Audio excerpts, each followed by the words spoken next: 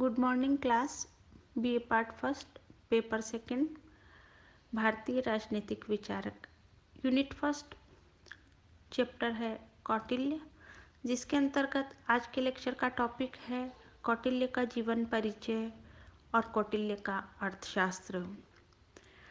भारत के महानतम कूटनीतिज्ञ कौटिल्य के जीवन के संबंध में प्रामाणिक सामग्री का अभाव है। उनके बहुमुखी व्यक्तित्व के समान ही उनके नाम भी अनेक रहे हैं, जिनमें तीन अधिक प्रसिद्ध है: विष्णुगुप्त, कौटिल्य और चाणक्य। उनका वास्तविक नाम विष्णुगुप्त था। उन्हें कौटिल्य इसलिए कहा जाता है कि उनका जन्म कुटिल नामक ब्राह्मण वंश में हुआ था। उनके पिता का नाम चाणक्य था, इसलिए उन्हें चाणक्य भी कहते हैं। वर्तमान समय में विद्वत जगत में उन्हें कौटिल्य तथा सामान्य जगत में चाणक्य के नाम से जाना जाता है। कौटिल्य मौर्य साम्राज्य की आधारशिला रखने वाले चंद्रगुप्त मौर्य का समकालीन था। उनके जन्म स्थान के संबंध में भी बहुत मतभेद है। बौद्ध ग्रंथ उनकी जन्मभूमि तक्षशिला मानते हैं, तो जैन ग्रंथों के अनुसार उनकी जन्मभूमि मैसूर राज्य का श्रवणबेलगोला प्रदेश है। इसके अलावा कुछ विद्वान इनका जन्म स्थान नेपाल का तराई प्रदेश मानते हैं। ऐतिहासिक दृष्टि से कौटिल्य ईसा पूर्व 3री सदी के आचार्य हैं। कौटिल्य की गणना प्राचीन भारत के महानतम आचार्यों में की जाती है। उन्हें दर्शन, राजशास्त्र, अर्थशास्त्र आदि के साथ ही शस्त्र विद्या का असाधारण ज्ञान था।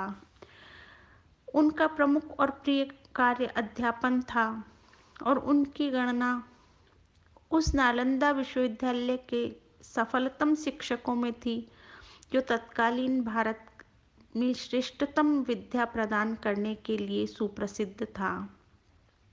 कौटिल्य तपस्वी एवं त्यागी प्रवृत्ति के श्रेष्ठ आचार्य थे, जिनकी व्यवहारिक और सक्रिय राजनीति और राजवैभव में प्रत्यक्षतः कोई रुचि नहीं थी, परंतु परिस्थितियों ने उन्हें व्यवहारिक राजनीति में भाग लेने के लिए विवश किया और अपनी प्रतिभा के बल पर वे तत्कालीन भारतीय राजनीति का प्रभावशाली केंद्र भी बन गए।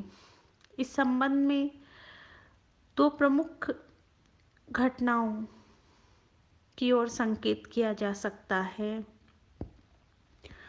पहली घटना है तत्कालीन मगध साम्राज्य के सम्राट महापद्मनंद द्वारा कौटिल्य का अपमान। सम्राट महापद्मनंद ने किस प्रकार कौटिल्य का अपमान किया और उन्होंने नंदवंश का नाश करने की प्रतिज्ञा ली। इस संबंध में एक किंवदंती है कि महापद्मनंद स्वभाव से उग्र, अहंकारी और विलासी था और उसके दुर्व्यवहार से पीड़ित उसका ही महामंत्री शक्टार उसके नाश की तीव्र आकांक्षा रखता था। एक दिन जब किसी राजकीय समारोह के प्रसंग में सम्राट ने शक्टार को श्रेष्ठ ब्राह्मणों को आमंत्रित करने का दायित्व सौंपा, तो बुद्धिबल से संपन्न शक्टार ने इस अवसर का लाभ उठाया। उसे कौटिल्य के क्रोधी और दृढ़ प्रतिज्ञ स्वभाव का पता था। अन्य ब्राह्मणों के साथ कौटिल्य को भी आमंत्रित किया और सबसे उच्च आसन पर बैठाया। जब ब्राह्मण दर्शन के लिए उपस्थित सम्राट की नज़र कौटिल्य पर पड़ी, तो उसने इसे समारोह के वैभव के विपरीत माना और क्रोधित होकर कौटिल्य का अनादर करते हुए कहा, इस चांडाल को यहाँ क्यों बुलाया गया। अपमान से पीड़ित स्वाभिमानी कौटिल्य ने अपनी शिखा को खोलकर तत्काल प्रतिज्ञा की मैं अपनी शिखा को तभी बांधूंगा जब नंद वंश का समूल नाश कर दूंगा। इतिहास साक्षी है कि कौटिल्य अपनी इस प्रतिज्ञा को पूरा करने में समर्थ रहे। दूसरी जो प्रमुख घटना थी वह यह थी कि भारत पर यूनानी वीर पुरुष सिकंदर का आक्रमण। तत्कालीन भारत में अनेक छोटे छोटे राजतंत्र अथवा गणतंत्र थे जो शक्ति एवं संगठन की दृष्टि से कमजोर थे, परस्पर संघर्ष एवं युद्ध की नीति अपनाकर एक दूसरे के विकास को रोकते थे। इनमें से अनेक ने यूनान के राजा सिकंदर के सामने न केवल आत्मसमर्पण ही किया था, अपितु अन्य भारतीय राज्यों की विजय के लिए उसकी सहायता भी की थी। इन परिस्थितियों में कौटिल्य ने यह निष्कर्ष निकाला कि हिमालय और समुद्र के बीच स्थित संपूर्ण आर्य भारत भूमि की रक्षा के लिए एक अत्यंत शक्तिशाली राजतांत्रिक साम्राज्य वाली राजव्यवस्था की स्थापना नितांत आवश्यक है। तो इस प्रकार प्रथम घटना ने कौटिल्य को नंदवंश के शासन का अंत करने की प्रतिज्ञा करने को मजबूर किया और दूसरी घटना ने यह प्रेरणा दी कि भविष्य में किसी विदेशी के आक्रमण से संपूर्ण भारत की रक्षा के लिए एक अत्यंत शक्तिशाली केंद्रीय सत्ता की स्थापना की जरूरत है। कौटिल्य को अपने इन उद्देश्यों में सफलता तब प्राप्त हुई जब उन्होंने अपनी कूटनीति एवं अकाट्य नीतियों के द्वारा नंदवंश तथा इसके शासन का विनाश किया और राजपद पर अपने प्रिय आज्ञाकारी एवं संयमी शिष्य चंद्रगुप्त मौर्य को बिठाया। इस प्रकार इतिहास प्रसिद्ध उस मौर्य साम्राज्य की स्थापना की जो अपने विस्तार, शक्ति एवं व्यवस्था में अनुपम था। स्वयं कौटिल्य ने इस साम्राज्य में प्रधानमंत्री पद स्वीकारा। इस पद पर रहते हुए भी कौटिल्य का जीवन अत्यंत सादगी वाला रहा। उनके लिए राजसत्ता राष्ट्र सेवा एवं अभ्युत्थान का साधन ही रही। एक आदर्श ब्राह्मण की भांति व त्याग के आदर्श को ग्रहण कर वीतराग तपस्वी ही बने रहे। अब देखते हैं कौटिल्य का अर्थशास्त्र।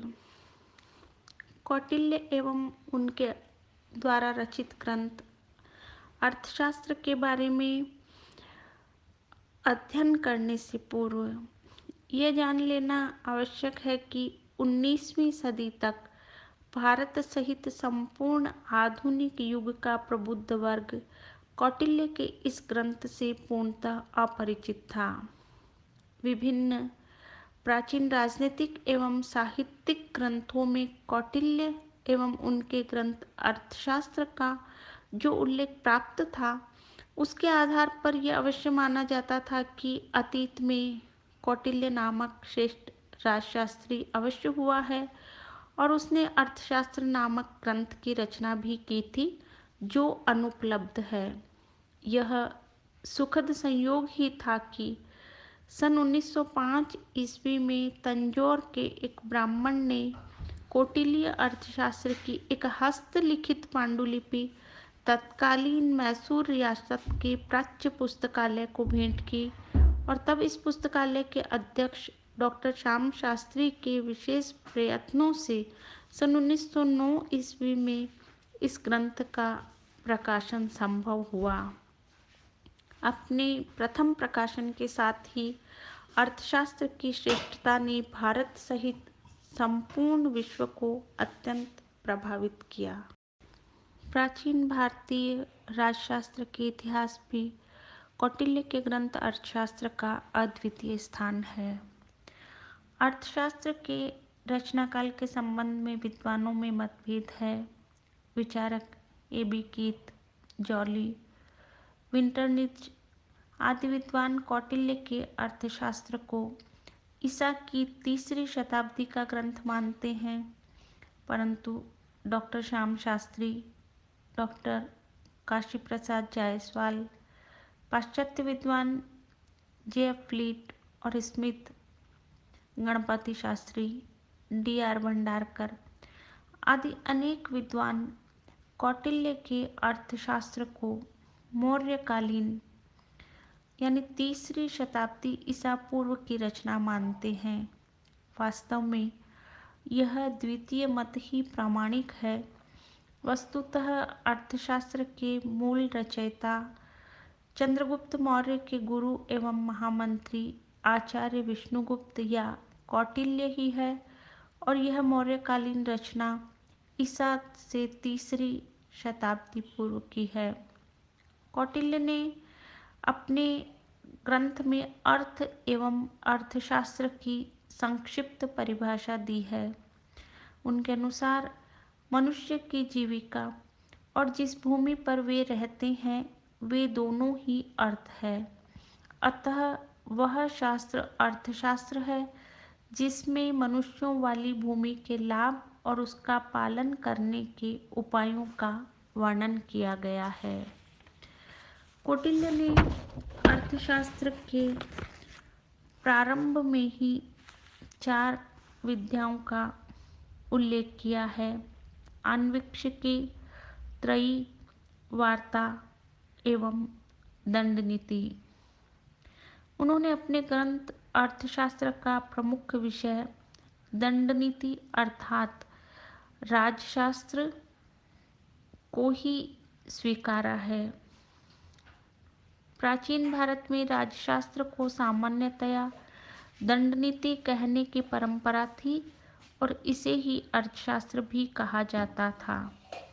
कौटिल्य ने अर्थशास्त्र के प्रारंभ में ही 4 विद्याओं का उल्लेख किया है: आन्वीक्षिकी, त्रयी, वार्ता एवं दंड नीति। कौटिल्य ने अपने ग्रंथ अर्थशास्त्र का प्रमुख विषय दंड नीति अर्थात राजशास्त्र को ही स्वीकारा है। अर्थशास्त्र की रचना सूत्र व उनके भाष्यों में की गई है। अर्थशास्त्र 15 अधिकरणों में विभाजित है जिनमें 150 अध्याय है। ये 15 अधिकरण इस प्रकार है। पहला है विनयाधिकारिक। इसमें राजा के जीवन और व्यवहार का सामान्य वर्णन है। दूसरा अधिकरण है अध्यक्ष प्रचार। इस दूसरे अधिकरण में विविध पदाधिकारी, उनके कार्य, दुर्गों के प्रकार, वित्त का नियंत्रण तथा क्रय विक्रय आदि से संबंधित नियमों का निरूपण किया गया है। तीसरा अधिकरण धर्म स्थीय। इसके अंतर्गत धर्मशास्त्र के अनुसार न्याय विभाग के संगठन, विभिन्न प्रकार के विवादों एवं न्यायिक प्रक्रिया पर प्रकाश डाला गया है। चौथा अधिकरण कंटक शोधन। इसके अंतर्गत समाज के सामान्य जीवन में विभिन्न प्रकार की आपराधिक बाधाएं उत्पन्न करने वालों के लिए दंड विधान का उल्लेख किया गया है। पांचवा अधिकरण योगव्रत। इस अधिकरण में राज्य कर्मचारियों के कर्तव्यों का उल्लेख तथा अराजभक्तों को दंड देने के नियम है। छठा अधिकरण मंडल योनि। राज्य मंडल के विभिन्न राज्यों की प्रकृतियों के गुणों पर विचार किया गया है और शत्रु राज्यों को वश में करने के उपायों का भी उल्लेख किया गया है। सातवां अधिकरण षड्गुण्य नीति। इसके अंतर्गत षड्गुण नीति के उद्देश्यों, प्रकारों, उनकी उपयोगिता तथा उनके व्यवहारिक प्रयोगों पर विचार किया गया है। आठवां अधिकरण व्यसनाधिकारिक। कौटिल्य ने राज्य की विपत्तियों के मूल कारणों को व्यसन कहा है और इन्हें दूर करने के उपायों पर भी विचार किया है। इस दृष्टि से राजा, प्रकृतियों तथा सामान्य पुरुषों के व्यसनों की विवेचना की गई है। 9वां अधिकरण अभियार्थ कर्म। विजय के लिए प्रस्थान से पूर्व विचारणीय विषयों पर प्रकाश डाला गया है। इस अधिकरण में शत्रु को विजय करने के लिए शुरू किए जाने वाले प्रस्थान से पहले विचारणीय विषयों की विवेचना की गई है। 10वां अधिकरण सांग्रामिक। इसके अंतर्गत शत्रु से होने वाले युद्ध में विजय की प्राप्ति हेतु युद्ध संबंधी नियमों का उल्लेख किया गया है। 11वां अधिकरण संघव्रत। कौटिल्य ने संघ राज्यों के विनाश पर विचार करते हुए उनमें भेद डालने के उपायों की विवेचना की है। 12वां अधिकरण अवलियस। इसके अंतर्गत निर्बल द्वारा बलवान शत्रु राज्यों के प्रतिकार के उपायों पर विचार किया गया है। 13वां अधिकरण दुर्ग लंबोपाय अर्थात दुर्ग प्राप्ति के उपायों का निरूपण। इस अधिकरण में शत्रु के दुर्गों पर अपना अधिकार करने के उपायों की विवेचना की गई है। 14वां अधिकरण औपनिषदक। इसमें शत्रु सेना पर विष, जादू व टोना के प्रयोगों तथा शत्रु द्वारा अपनी सेना पर किए गए ऐसे ही प्रयोगों के प्रतिकार के उपायों पर विचार किया गया है।